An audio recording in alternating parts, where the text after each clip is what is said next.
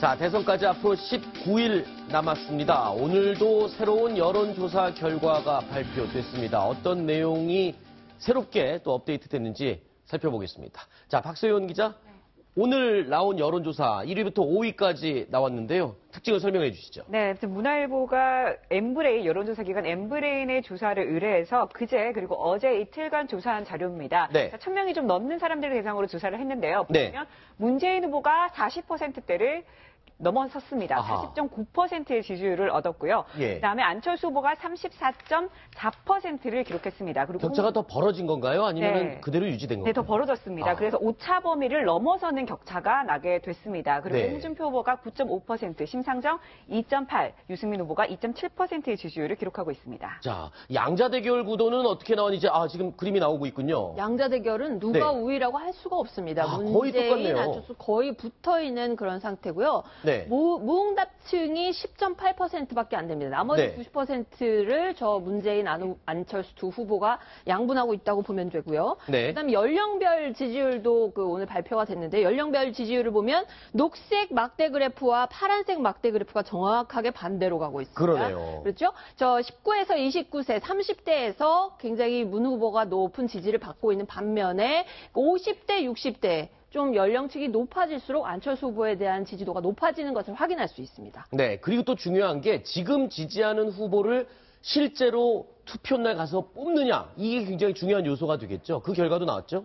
그렇습니다. 지금 마음에 두고 있는 후보를 계속 지지하겠다는 72.8%, 바꿀 수 있다는 26.7%가 나왔습니다. 네. 근데 이게 이제 재밌는 것이 연령이 높아질수록 네. 바꾸지 않겠다라는 확률이 높아질 겁니다. 이 그래프군요. 그렇습니다. 연령이 높아질수록 바꾸지 바꾸지 않겠다라는 비율이 높아지고요. 네. 젊을수록 바꿀 어떻게 수 될지 있다. 모르겠다. 그러니까 지금 이제 20대들이 도대체 마음이 뭐냐. 네. 당신들이 우리한테 확실한 걸 좀 보여달라. 이런 네. 거냐.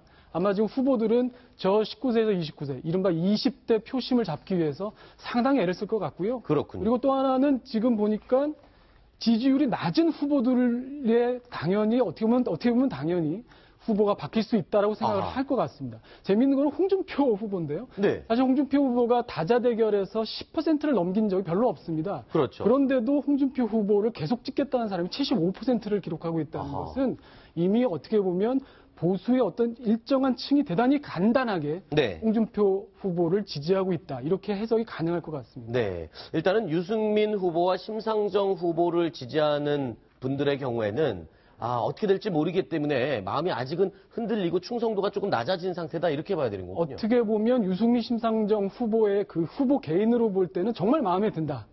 그런데 정말 당선 가능성은 낮다. 네. 내가 계속 지지하는 것이 과연 내 표를 사표로 만들지 않을 수 있는 확률이 얼마나 될까 고민을 네. 많이 하실 거예요. 네. 그렇기 때문에 심정적으로나 인간적으로나 능력이나 역량으로 볼 때 내가 볼 땐 저 후보가 맞다고 생각을 하지만 그러나 당선 가능성은 너무 낮다. 나는 어떻게 해야 되느냐. 네. 이런 고민을 빠져 있는 분들이 저 유승민, 심상정 후보를 지지하고 있는 것 같습니다. 그렇군요. 그리고 또 이번 대선에서요, 여러 가지 중요한 요소가 많겠지만 특히 이 투표율에 관심이 굉장히 높아지고 있습니다.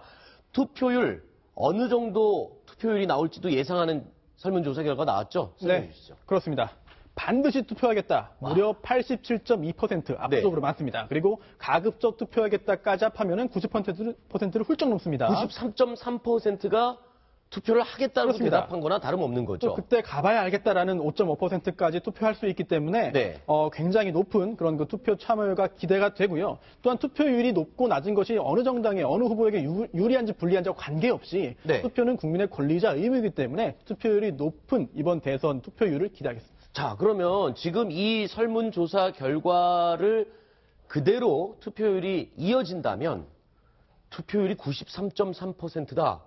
이건 거의 북한 사회에서나 있을 수 있는 정도의 그 정도의 높은 투표율 아닌가요? 맞습니다. 사실은 이제 지난 대선에서도 76.2%인가요? 그 정도 나왔을 때도 엄청난 투표율이라고 그랬죠. 사실 얘기를 했습니다. 그런데 이번에 보니까 거의 아까도 말씀하셨죠. 98% 정도 투표를 하겠다는 거예요. 지금 보니까 우리 동아일보에서 계속 분석을 해왔습니다. 이른바 신중도층. 네. 기존의 선거처럼 보수와 진보, 좌와 우가 맞대결을 벌이는 양상이 아니라 보수가 사라져버린 지금 상황에서 결국은 기존의 442라고 얘기를 합니다. 보수 40, 진보 40, 그리고 중도층이 20인데 지금은 중도층이 더 커져버린 거예요. 근데 네. 그 중도층들이 투표를 하겠다고 더 커져버린 상황입니다. 네. 그렇기 때문에 투표율은 아마 80%를 넘을 수도 있지 않을까. 아, 그렇게 그러면 역대 최고의 역대 아마 최고일 투표율이 나올 수도 있겠군요. 물론 이제 그 80년 이전에 그 통일주체 국민회의에서 뽑았던 간선이었을 때는 물론 뭐 90%를 네네. 넘었지만 직선제 1987년 이후에 대통령 직선제 이후에 80% 투표율이라는 것은 아마 꿈의 투표율이었을 겁니다. 네. 근데 지금 가능할 수도 있다는 전망이 나오는 거죠. 네. 자, 이제 19일밖에 남지 않았습니다. 매일매일 쏟아져 나오는 이 여론조사 결과 후보들에게는 매일 성적표를 받는 그런 느낌일 텐데요. 자, 19일 후면은 진짜 성적표가 나오게 되겠죠. 기다려 보겠습니다.